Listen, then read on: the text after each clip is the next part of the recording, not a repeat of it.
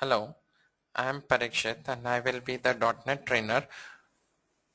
In this particular demonstration or in this particular demo, I will be taking the introduction to .NET, history of Visual Studio .NET, the definition of .NET and the .NET framework. So coming to the introduction, .NET is a framework, and to be more specific, VB.NET and C#.NET are high-level languages. Why we say that VB.NET and C#.NET is a high-level language? Because here in C#.NET and VB.NET, we will be getting the logic part for a particular problem, and based on that logic we need to derive our own solution. And ASP.NET is a technology because ASP.NET is being derived from ASP, which is again being derived from scripting languages, which is again being derived from DHTML, which is being derived from HTML, and HTML is a high-level language. And .NET is a framework. As suppose we are constructing a building, the first thing that we'll be doing is nothing but plan. After that we will put the slabs or the roofs. Now based on our requirements, we will be constructing or changing that building into a residential purpose or into a commercial purpose. So the most important thing is nothing but putting the slab. Based on my requirement, I can change the building. Similarly, here also we can change our based on our requirements. We can change the software. And ASP and .NET supports many languages. The advantage of supporting many languages is that we can get the advantages of C, get the advantages of C++, get the advantages of COBOL, Pascal, all the languages into our application, so that our application will become a hybrid one. .NET separates the logic part from the design part. Simple example is nothing but C came in the year 1972, whereas VB 6.0 came in the year 1998. Now if C gives more importance to the logic part, that is why it is more successful. Now in my software or in my application, I will give more importance to the logic part, so that my software will become an very popular and it can be a successful one. .NET supports OOPS concepts. OOPS stands for Object-Oriented Programming. The meaning of this one is that it supports abstraction, encapsulation, inheritance, and polymorphism. Abstraction is defined as the ability to identify one object with respect to another object. Encapsulation is nothing but data hiding. Inheritance is nothing but acquiring the properties from the parent to the child. And there are 5 types of inheritance: single inheritance, multi-level inheritance, multiple inheritance, and hierarchical inheritance and hybrid inheritance. C#.NET does not support multiple inheritance, but with the interfaces we can achieve multiple inheritance. And polymorphism is defined as the ability of an object to behave in different forms in different situations is called as polymorphism. For example, you take the simple example of fan, that is fan. When we say that it is a fan, it gives 2 different meanings. That is, it can be an electric fan, and it can be he's a fan or likes somebody.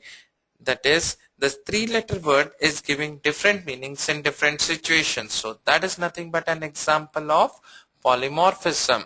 And .NET is machine independent. That is, if we develop the application on a hi-fi configuration and run it on a lower configuration, definitely that particular application will be running.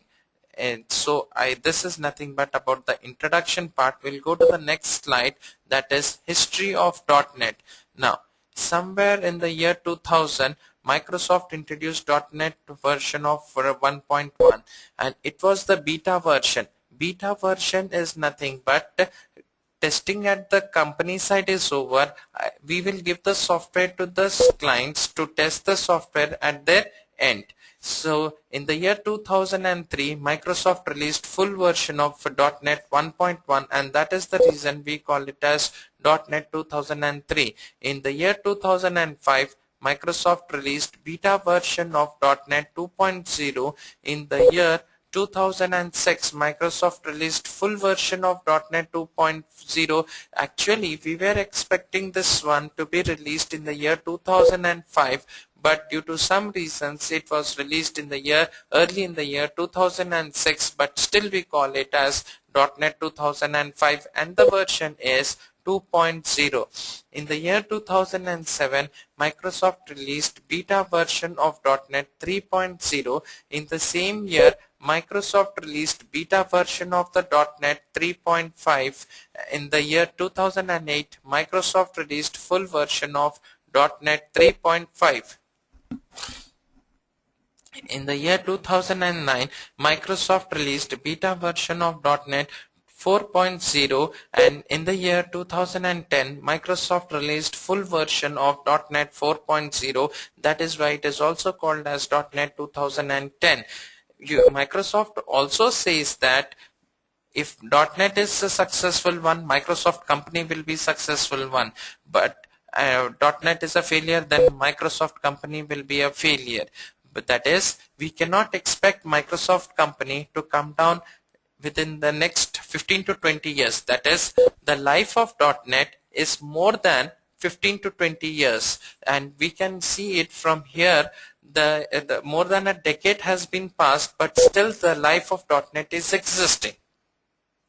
And Microsoft also says that how we felt from when we moved from the DOS operating system to Windows operating system, the same effect we can feel when we are coming from VB 6.0 or VC++ before .NET came into existence to the .NET products. So this is nothing but the history of .NET. Next, coming to the definition of .NET, Microsoft defines .NET as a set of Microsoft technologies for connecting people, systems, informations, and devices. Programming complexity of the environment is reduced naturally. Everything revolves around the internet. Why we say that everything evolves around the internet? Because maximum number of people, systems, devices, and technologies we can find it on the internet. So instead of going for a particular system or instead of going for a particular information, now if I target the internet, I can be more successful. Interoperability between languages and execution environments. That is, for example, if I am writing int I is equals to 5 in C language, it means I is a variable of type integer, and the variable that value stored in it is nothing but 5. Similarly, if I write dim I as integer is equals to 5 in VB, it also gives the same meaning, that is I is a variable of type integer and the value stored in it is 5. The way I am telling might be different, but the meaning or the concept is the same. So it does not bother in which language it is telling, but everything will be converted or everything can be understood by the .NET framework. Uniformity in schema or exchange or formats for data exchange using XML or XSL. XML stands for Extensible Markup Language and XSL stands for Extensible Standard Language. Using these two languages, there will be a uniformity or formats for data exchange. Like, for example, if we want to transfer a ringtone from a Sony Ericsson mobile to a Nokia mobile using SMS, we cannot do it because the formats in which they differ and in which the formats are there will be the different. Suppose if that particular technology have been developed using .NET, then surely we could have done it. Extend or use existing code that is valid. Actually, the code which is existing today I should be able to use it in tomorrow. So this is nothing but the definition of the .NET and introduction to the .NET. Coming to the developing phenomenon, in earlier days Suppose we are having an operating system. This is nothing but the source code. The source code will be converted into the binary code and then given to the operating system. I'm having another source code, another operating system, and this source code will be converted into the binary code and then given to the operating system. If we are developing it on a lower version and running on a higher version, it is possible, but the reverse is not possible. So here in the conventional way of developing the programs, we are failing it. So what we have done is nothing but the operating system is there, the source code is there, we will put something called as virtual machine inside the operating system. The source code will be converted into the intermediate code by the virtual machine and given to the operating system. Suppose I am having another operating system and a virtual machine. This virtual machine and this virtual machine, I can say it as the same. So this intermediate code and this intermediate code will be the same. So this source code can run on this operating system. If there is another source code, that can be run on another operating system. So here in .NET framework, what we are doing is operating system is there. The virtual machine, I am replacing it with something called as the CLR, and then whatever the codes are there, that is C#.NET, VB.NET, J#.NET, everything will be converted into the MSIL by the CLR and then given to the operating system. So this is how we came to know about the .NET framework. Architecture of .NET framework. Here we are having operating system. Above that the CLR is there, the base class library is there, ADO.NET is there, and above that we are having the ASP.NET and Windows Forms. Above that we are having the common language specification. Above that we are having the C#.NET, VB.NET, C++, Schema, Perl, COBOL, etc.